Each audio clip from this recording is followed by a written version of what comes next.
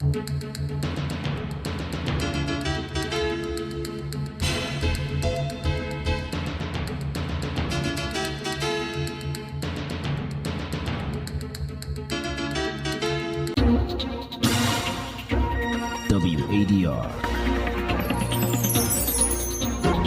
promoting dialogue. It's midday in Dakar and Bamako, 1 p.m. in Lagos, Nigeria. Good afternoon and welcome to Newslink here on West Africa Democracy Radio, broadcasting on 94.9 FM worldwide at wadr.org and on YouTube and Facebook at WADR. Let's get into the headlines. UN Refugee Agency declares over 140 migrants dead or missing off the coast of Mauritania. A federal high court in Nigeria sentences 2 terrorist leaders to life imprisonment. Who have been responsible for masterminding several terrorist attacks against Nigeria over the past years. A civil society group in the Gambia gives President Barrow an August deadline to rule out a 2026 re-election bid. He thinks he owns not only himself, but he also owns the people. No president can own the people. And Senegal's government support for former President Sall's UN candidacy sparks debate over justice and accountability. Please stay tuned for details of these stories and more. On the news, this is Abdullahi Hassan. Once again, thank you for joining our broadcast. Newslink begins with a tragic incident that occurred in Mauritania. According to the UN Refugee Agency, at least 144 migrants are dead or missing after a boat carrying people from the Gambia drifted for nearly 25 days in the Atlantic Ocean. The vessel, which departed from Buffalo in the Gambia, was rescued off the coast of Mauritania on July 18. The migrants had been attempting the dangerous journey to Spain. The tragedy is the latest reminder of the deadly risks along the Atlantic migration route, one of the world's most perilous pathways for migrants trying to reach Europe. In Nigeria, a federal high court in Abuja sentenced 2 senior leaders of the Al-Qaeda-linked terrorist group Ansaru to life imprisonment. The group's self-proclaimed emir, Mahmoud Usman, also known as Abu Bara, and his deputy Abubakar Abba were convicted after pleading guilty to multiple terrorism-related offenses. The pair were members of the group blamed for kidnappings, deadly attacks on security forces, and the abduction and killing of civilians and foreign nationals across northern Nigeria. Our Abuja correspondent, Echene Sasetu, reports. Ansaru broke away from Boko Haram in 2012, accusing the group of excessive violence against Muslim civilians. The faction later aligned itself with Al-Qaeda's ideology and became associated with attacks, kidnappings, and other forms of violent extremism, particularly in northwestern Nigeria. National Security Advisor Nuhuri Badu describes the convictions as a major breakthrough in Nigeria's counter-terrorism efforts. The targeted operation, which was conducted between May and July 2025, led to the capture of 2 top Ansaru leaders who have been responsible for masterminding several terrorist attacks against Nigeria over the past years. The court also imposed additional prison terms for offenses including conspiracy, kidnapping, and terrorism financing, with the sentences to run concurrently from the date of the convicts' arrest. Nigeria's Minister of Information and National Orientation, Mohammed Idris, commended the efforts. What we hear outside is that members of security agencies are not united. Today, I have seen, you have seen, all of us have seen how all of them come together to ensure that Nigeria is indeed a peaceful place for all of us. The ruling comes as Nigerian security forces continue operations against terrorist groups and armed criminal networks in different parts of the country. For WADR, Echene Sasetu in Abuja.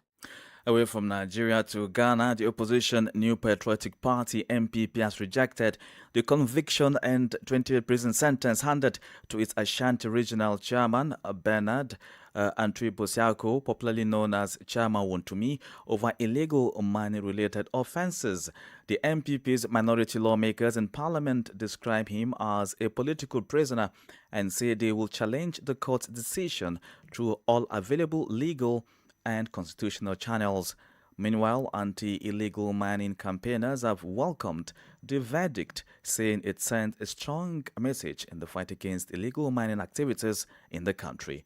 From Accra, Nandiri Tete reports. In a statement issued after the judgment, the caucus declared Chairman Wontumi a political prisoner and accused government of using the justice system to persecute political opponents. The minority argues that the trial was fundamentally flawed, claiming the High Court delivered its judgment in the absence of Wontumi's lead counsel and refused to refer constitutional questions raised by the defense to the Supreme Court. It says the decisions denied the accused his constitutional right to legal representation and a fair hearing. While reaffirming its respect for the independence of the judiciary, the caucus insists the case raises broader concerns about due process, judicial fairness, and the rule of law in Ghana. However, convener of the Ghana Coalition Against Galamsey, Kenneth Ashigbe, has welcomed the judgment and rejected the minority's description of Wontumi being a political prisoner. For me, definitely, I don't see any political prisoner in this one. There's a crime that has been committed, so we need to deal with it like that. Too many times we allow politicians to cloud issues that happen with the politics.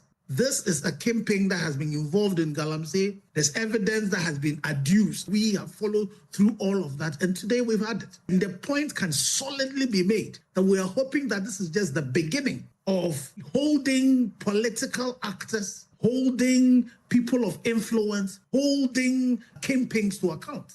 On Monday, an Accra High Court sentenced Bernard Antwi-Bosiako, popularly known as Chairman Wontumi, to 20 years imprisonment with hard labor after convicting him and his company, Akunta Mining Limited, over offences related to illegal mining in the Samreboy Forest Reserve in the Western region. The minority says it will pursue every constitutional and legal avenue to overturn the conviction as the opposition NPP prepares to file an appeal. For WADR, Nadidi Tete, Accra.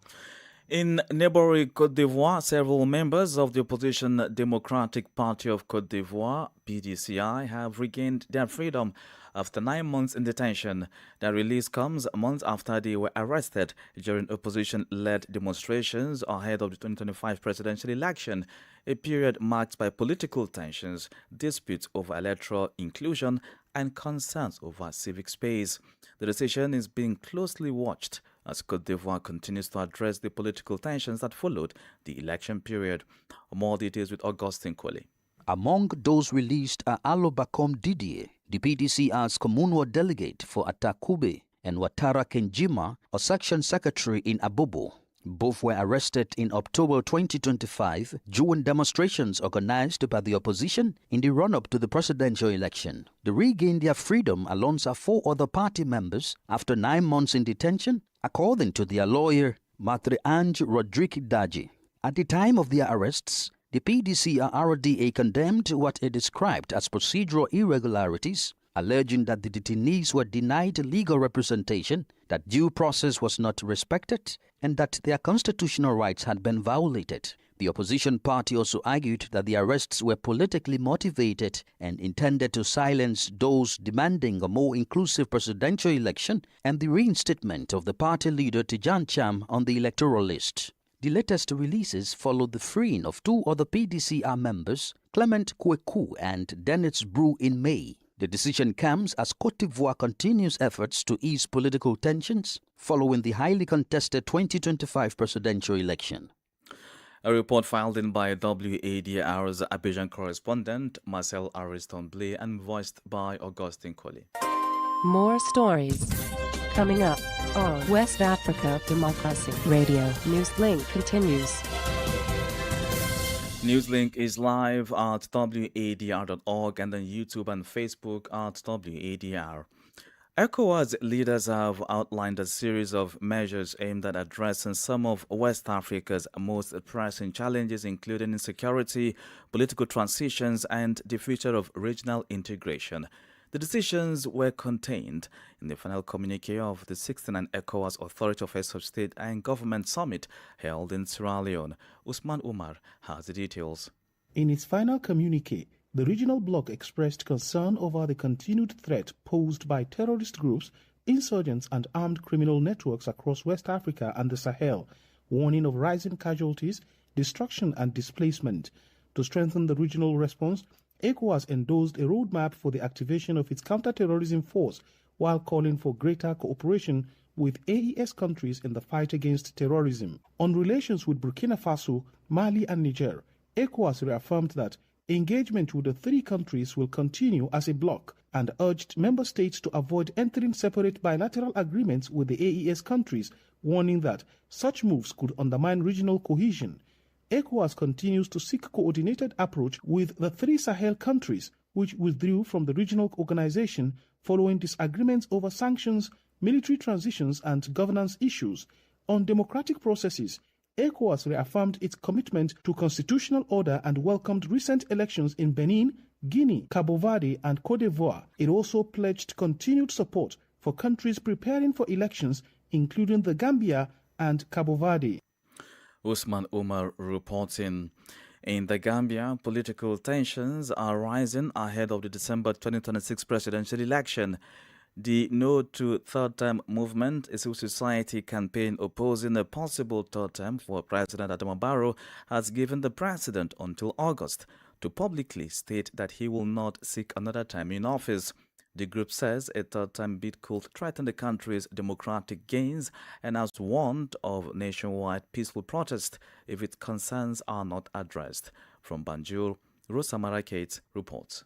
Members of the movement say their campaign is about protecting democracy, not targeting the president. They are urging Mr. Barrow to step aside at the end of his current mandate and warn that if he fails to rule out another candidacy by August, they will organize a peaceful nationwide protest. Campaign member Alaji Mamadi Kurang explains. Why do everybody say term limits? When a man stays in power, he thinks he owns not only himself, but he also owns the people.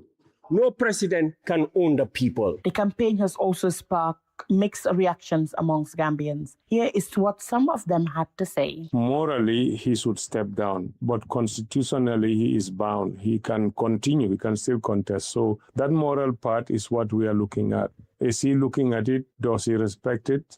That's where the issue is.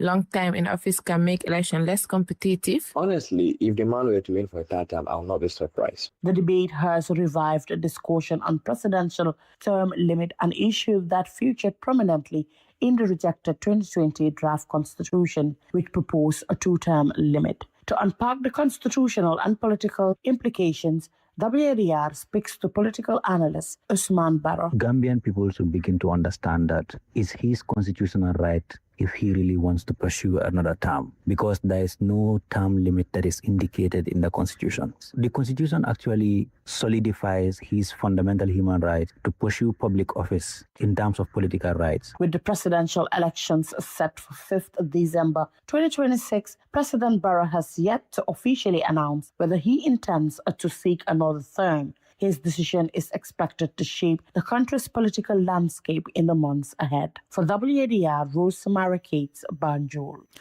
And just before the recap, let's take you to Liberia, where the university is appealing to lecturers and staff to suspend an ongoing strike that has halted teaching and administrative activities.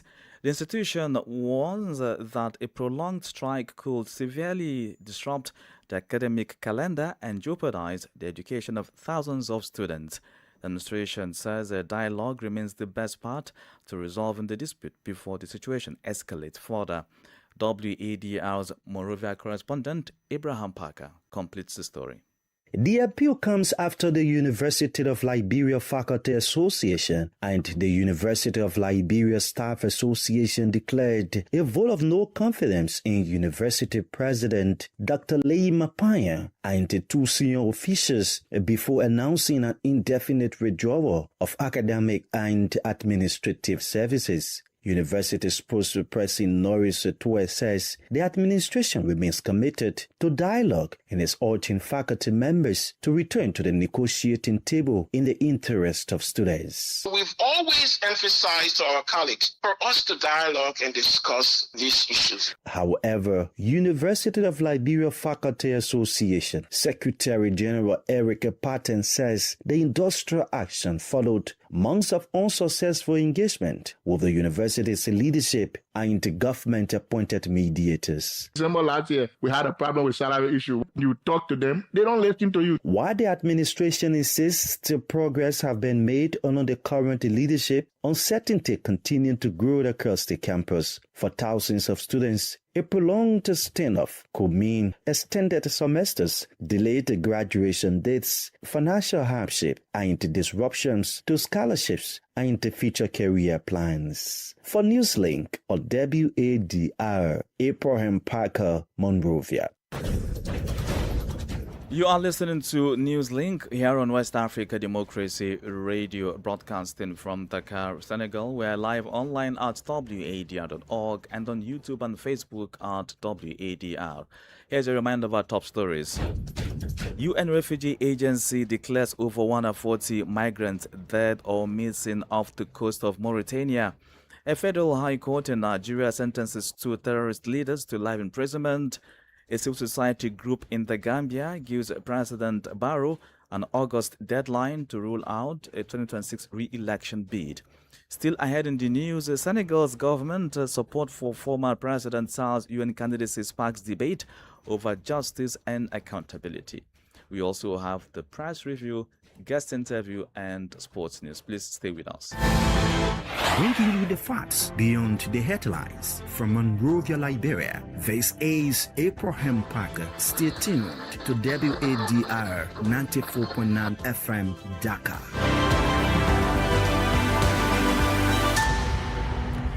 Here in Senegal, the government's decision to officially support former President Macky Sall's candidacy for the position of the United Nations Secretary General has been generating strong reactions across the country.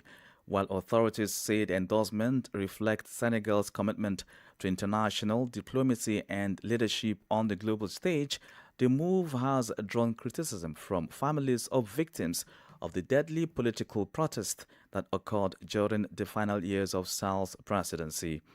To examine the political significance of this endorsement, Mamadou Cho, a Senegalese political analyst, joins us in the guest segment. Well, for now, Mali and Morocco are strengthening their bilateral ties as Bamako hosts the 4th edition of the Mali-Morocco Joint Cooperation Commission from July 21 to 24. The meeting brings together officials from both countries to review existing partnerships, deepen political and economic cooperation, and explore new areas of collaboration. Imoradet has the rest of the details. The Malian Ministry of Foreign Affairs says the session will open with a meeting of experts beginning today and continuing tomorrow, Wednesday, before the Mali-Morocco Business Forum takes place on Thursday. The ministerial session will follow on Friday, bringing together senior officials from both countries to assess the progress of bilateral cooperation and define new areas of partnership.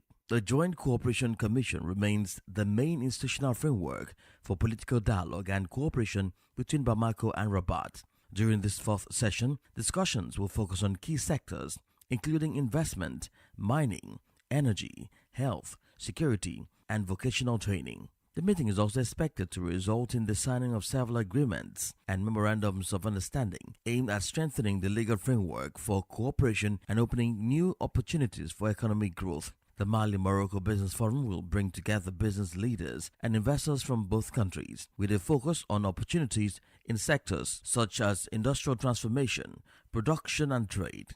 The session comes as Mali continues to seek strong international partnerships as part of efforts to diversify its economic and strategic relations. Moradet reporting. This is the Newspaper Review. Stay abreast and find out what the top stories are in your country. This is the Newspaper Review. The Newspaper Review. The press review takes us back to Liberia, where Abraham Parker is standing by with a summary of the major headlines. This edition of Press Review features 3 local dailies. We begin with the Heritage newspaper with these stories. President Bouaka pushes regional unity. Central Bank of Liberia cuts lending rate. In a judiciary matter, jury tampering probe posts U.S. $6 million corruption trial as Samuel Tuer alleges political interference. Our next stop is Front Page Africa newspaper with these stories. Liberia's arrest gap goes beyond one case as opposition frowns on deepening contrast in how the UP-led government handles cases, investigations, and trials. That's according to Front Page Africa newspaper. Petroleum overpriced. Investigators say the Ministry of Commerce and the State of Fuel importer priced gasoline and diesel off a state exchange rate to 131 million. That's according to Front Page Africa newspaper. Our last stop is the Analyst newspaper with these stories. Former Liberian President Ellen Johnson Sirleaf decries democracy's decline, demands women's leadership at the United Nations Alliance of Civilizations Summit in Angola. Bouaka foresees border breakthrough, says Liberia and Guinea nearing peaceful resolution. And Ami Moda champions Liberia First Agenda, outlines national vision. Well, that does it for this edition of Press Review from Liberia's capital, Monrovia. It's back to you. Thanks so kindly for listening. Many thanks, Abraham Parker. Politics, analyses on major news, social matters, and all. This is a guest. Our guest is Mamadou Cho, a Senegalese political analyst. He speaks about the government's decision to officially support former President Macky Sall's candidacy for the position of the United Nations Secretary General amid strong opposition from political groups, civil society, and families of victims of deadly political violence under Sall's regime. Cho, in this chat with WADR, examines the political significance of this endorsement. It is a big surprise because more than a month ago, nobody will bet that Senegal will be endorsing Macky Sall as the candidate for the Secretary General, United Nations. We even remember when the president was questioned about his candidacy 2 months ago in early May, he was very mad at him, saying that Macky Sall had never talked about the issue with him. So things have changed now. He's endorsed by his own country, Macky Sall. So it means that it is a new chapter opening for Macky Sall campaigning, heading for October or November for the election. When you question people like the supporters of the current Speaker of the House, Ousmane Sonko, definitely they are not in front of that. They will tell you that they are not supporting him. He is not fit to become the next Secretary General of the United Nations. So it is dividing the country though. And in fact, yes, there is a kind of a stain on his candidacy. It is very important that Senegal come together to show that they are backing him as one people, but this is not the case. How significant is the endorsement both for Senegal and Africa's representation with the United Nations? The endorsement of Senegal is very important in the fact that there are other African countries, among great countries like Nigeria, Rwanda, who are still reluctant to support his candidacy. So maybe things can change when they see that Senegal decided to support Macky Sall running for this post. Nobody knows. Time will tell in the coming days. So it is very important maybe to stand behind him. Nobody can tell if he will be the winner by October or November at the end of the year. But in fact, getting African Union, this is the most important goal for Macky Sall to have. All right. Aside the past theft, the endorsement comes despite continued calls from families of victims of the 2021 to 2024 political violence who argue that accountability should come before international recognition. Could this decision deepen domestic divisions? Yeah, it can. And there are people who are saying that Macky Sall's record in this area is now with other candidates he will be facing for this election, which means that at the last minute or during the campaign trail, this subject will come up. And for sure, it will be obstacle to Macky Sall with all these people who has been killed. Nobody knows so far who is guilty for this killing, and the political supporters of mostly from the Pastef party was put to jail. So if this political record of Macky Sall is used against him, it can be a big obstacle for him. The voice of Mamadou Cho, a Senegalese political analyst. Now, with the 2026 FIFA World Cup over, attention has turned to the tournament's standout performances. FIFA has unveiled its list of the top 10 African players of the 2026 World Cup, featuring a mix of established stars, breakthrough talents, and remarkable performances. Well, Imo, he's in the studio as he has some of the details. Imo, good afternoon. Good afternoon and welcome to Sport News. Indeed, as you've mentioned, one of the biggest surprises of the 2026 FIFA World Cup was 40-year-old Cape Verde goalkeeper Vozingan, whose heroic display against eventual champion Spain earned him a place in FIFA's top 10 African players of the tournament. For the finalists, Morocco had two representatives on the list. Midfielder Azzedine Ouattara impressed throughout the tournament, while Ismail Saibari became the first African player to score in all three group stage matches. Now, despite Senegal's round of 16 exit, Ismail Sarr finished as the tournament's top scoring African with 4 goals, while Pape Gueye also made the list after netting twice in the Lions' victory over Iraq. Well, Côte d'Ivoire, who reached the knockout stage for the first time, were represented by Yann Diomande and Hamad Diallo. Completing FIFA's African top 10 are DRC's Yohan Wissa, Algeria's Ibrahim Massa, the tournament's best dribbler in the group stage, and Egypt's Eman Ashur.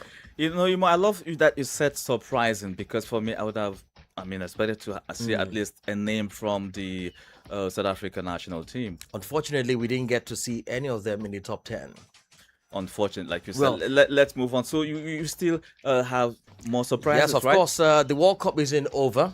It may be over on the pitch, but it's not over because the news for the next 1 year will still be flying. Well, world champion Spain have reclaimed the top spot in the latest FIFA World Rankings after the 1-0 victory over Argentina in the 2026 World Cup final. Now, Argentina dropped to second, with France remaining third and England fourth. Brazil climbed to 5th and Morocco to 6th, overtaking Portugal, who slipped to 7th. Belgium moved up to 8th ahead of the Netherlands in 9th, while co-host Mexico returned to the top 10 for the first time since March 2022, replacing Germany, who fell to 12th position. Now, among the biggest movers are Switzerland, up with 5 places to 14th after reaching the quarterfinals, and Norway, who climbed 12 places to 19th, following their run to the last 8. Well, thanks, Imora. Indeed, that lie. And with that, we've come to the end of this edition of Newslink here on West Africa Democracy Radio, broadcasting from Dakar, Senegal. Thank you for listening, and many thanks to Mustafa Sek and Mojo Juf for the technical assistance. Stay connected via social media platforms X, Instagram, TikTok, and Facebook at WADR, and you can also stream live anywhere, anytime at wadr.org. I am Abdullahi Hassan. Good afternoon. We thank you for listening to Newslink in Nigeria on Love FM Abuja and Darling FM Owerri. In the Gambia on Hot FM Banjul, Hilltop FM and Veritas Radio in Serekunda. Thank you for listening on Alternative Youth Radio Lofa County, Liberia, Radio Kegaman in Nimba County, and DCN Radio Riverses County. A big thank you to Radio Baft FM in Sierra Leone for listening, and in Ghana we thank Radio Pad in Damango and Royals FM in Wenchi. Thank you all for